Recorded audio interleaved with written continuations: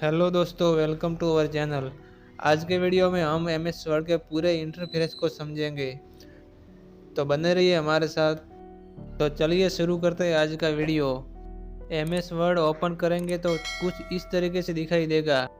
यहाँ मैं आपको एमएस वर्ड के पूरे इंटरफेस को बताऊंगा कि किसको क्या बोला जाता है। सबसे ऊपर वाइट कलर की पट्टी दिखाई दे रही है जिसमें डॉक्यूमेंट 1 करके लिखा आ रहा है। साथ ही साथ हमने प्रोग्राम खोला है, उसका नाम लिखा आ रहा है माइक्रोसॉफ्ट वर्ड।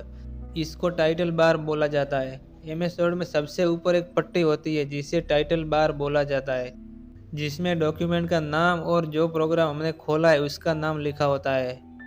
इस टाइटल बार में राइट साइड में दिखाई दे रहा है वो मिनिमाइज का बटन है। इस पर क्लिक करेंगे तो एमएस वर्ड मिनिमाइज हो जाएगा, यानी टास्क बार पे चला जाएगा।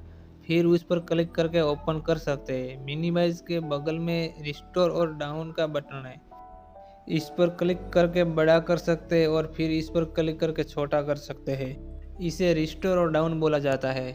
और इस पर क्लिक कर दोगे तो यह पूरा क्लोज हो जाएगा, यानी बंद हो जाएगा। ये तीनों बटन आपके समझ में आ गया होगा। अब बात करते हैं टाइटल बार में लेफ्ट साइड के आइकॉन की। ये जो बटन दिए गए हैं ये तीन कौन से बटन हैं? इसको जो है क्विक एक्सेस टूल बार बोला जाता है। देखिए यहाँ पर मैं माउस लेकर जाऊंगा तो लिखा आ रहा है customize quick access toolbar. तो इसको क्विक एक्सेस टूल बार बोला जाता है क्योंकि यहाँ पर हम वो बटन रख सकते हैं जिनको हमें जल्दी से एक्सेस करना है, मतलब कि जल्दी से इस्तेमाल करना है। इसमें तीन बटन पहले से ही दिए होते हैं। पहला है सेव का, दूसरा है अंडू का और तीसरा है रीडू का। और इस बटन पर क्लिक करके आप यहाँ से भी और भी बटन ऐड कर सकते हैं। जैसे मैं यहाँ पर ईमेल का बटन ऐड कर देता हूँ, ये ऐड हो चुका है। इसके बाद ओपन का बटन ऐड कर दूंगा तो यह भी ऐड हो चुका है। तो यहाँ पर आपके अनुसार बटन ऐड कर सकते हैं और जो हटाना चाहते हैं वो यहाँ से हटा भी सकते हैं। जो जो टिक लगा है उनको अनटिक कर देना है तो वो हट जाएगा। देखिए हट गया। ये लास्ट कोने में आपको एक बटन दिखाई दे रहा है, इसको ऑफिस बटन बोला जाता है।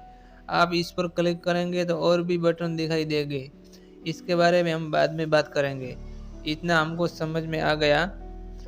टाइटल बार के ठीक नीचे पट्टी है, इसको रिबन बोला जाता है। रिबन, जो टाइटल बार के ठीक नीचे वाला भाग है उसे रिबन बोला जाता है। और रिबन में दिए गए मेनू उसे मेनू बार बोला जाता है और इसको टैब भी बोला जाता है। मेनू बार में home, insert, page layout, reference वगैरह मेनू दिए होते हैं। इसको टैब और मेनू दोनों ही बोल सकते हैं। ये जितने भी मेनू है उसके रिलेटेड अलग अलग कमांड ग्रुप दिए होते हैं और इस कमांड ग्रुप में उस मेनू से रिलेटेड ऑप्शन दिए होते हैं। जैसे कि होम मेनू को कई कमांड ग्रुप में बांटा गया है, जैसे कि clipboard, font, paragraph, style, editing वगैरह। तो इन सब के बारे में हम अगले वीडियो में डिटेल में जानेंगे। जिस मेनू पर आप क्लिक करेंगे उससे रिलेटेड कई सारे कमांड ग्रुप ओपन होंगे। उस कमांड ग्रुप में कई सारे ऑप्शन ओपन होंगे। जैसे कि आपने पेज लेआउट मेनू को ओपन किया तो पेज के रिलेटेड कई सारे ऑप्शन ओपन हो गए। इसी तरह आप और भी मेनू ओपन करके देख सकते हैं। कभी कभी रिबन है वो मिनिमाइज हो जाता है, कुछ इस तरीके से मिनिमाइज हो जाएगा, दिखाई नहीं देगा, गायब हो जाएगा। हम लोग नए होते हैं तो परेशान हो जाते हैं कि वो कहाँ गया। तो हमें क्या करना है, राइट साइड में छोटा सा एक आइकॉन दिखाई दे रहा है, उस पर माउस कर्सर ले जाओगे तो लिखा आ रहा है कि एक्सपेंड द रिबन। तो उस आइकॉन पर क्लिक करना है तो रिबन शो हो जाएगा।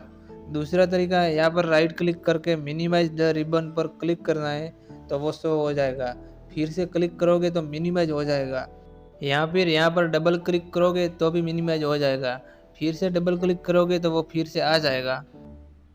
अब बात करते हैं वर्क एरिया की।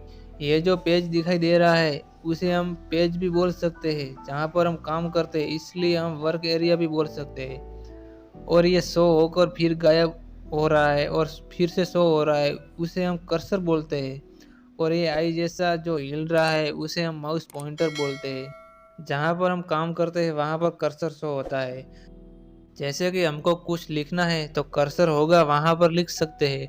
यानी जहाँ पर हम काम करेंगे वहाँ पर कर्सर द्वारा इंडिकेट किया जाता है। तो ये आपको क्लियर हो गया होगा। अभी आपको एक यहाँ पर बटन दिखाई दे रहा होगा और एक नीचे की साइड बटन दिखाई दे रहा होगा। ये तभी दिखाई देगा जब आप जूम इन करोगे। अभी देखो एक इधर और एक इधर दिखाई दे रहा है, इसको हम स्क्रॉल बार बोलते हैं। स्क्रॉल बार से हम कोई भी लंबा और चौड़ा डॉक्यूमेंट बनाते हैं तो स्क्रॉल बटन से नीचे स्क्रॉल करके देख सकते हैं, और नीचे हॉरिजॉन्टल स्क्रॉल बार से हम राइट साइड में कोई चीज़ें हैं हमें दिखाई नहीं देती है तो इसे हम देख सकते हैं। स्क्रॉल बार दो होता है, एक वर्टिकल होता है और दूसरा हॉरिजॉन्टल होता है। अभी यहाँ पर देखिए रूलर बार नहीं दिखाई दे रहा है, हो सकता है आपको यहाँ पर दिखाई दे रहा है। मैंने यहाँ से हटा ही दिया था, इसी वजह से नहीं दिखाई दे रहा था। इसको रूलर बार बोला जाता है। यह हमारे रिबन के ठीक नीचे होता है। रूलर भी दो होते हैं, एक ऊपर वाला ओरिजेंटल और राइट साइड में वर्टिकल होता है। रूलर भी दो होते हैं और स्क्रॉल भी दो होते हैं। रूलर बार हमारे पेज के माप को बताता है, यह भी आपको समझ में आ गया होगा।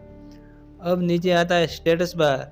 नीचे पट्टी दिखाई दे रही है जिसमें पेज लिखा है, 1 of 1 वर्ड लिखा है, इंग्लिश यूएस लिखा हुआ है, और राइट साइड में व्यू लेआउट दिख रहा है और जूम इन जूम आउट का बटन है।